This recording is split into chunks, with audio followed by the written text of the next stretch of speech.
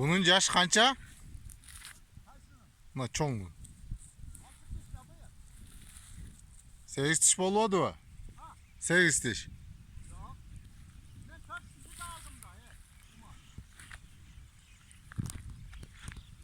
4 dişinde o.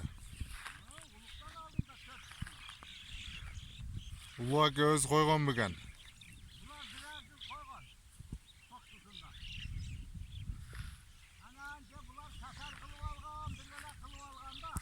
He.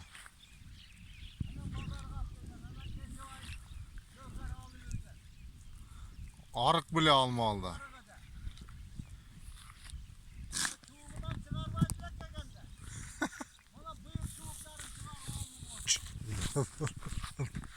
Ya bu adam size teken.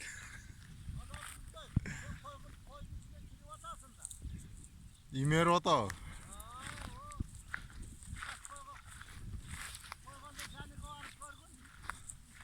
Anda bol boyt.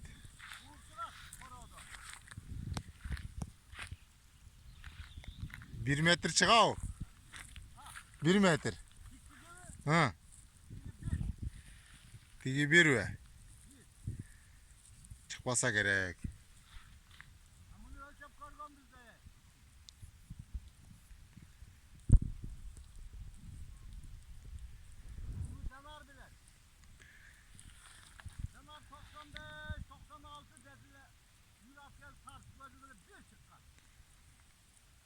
Bir çıkmaydı.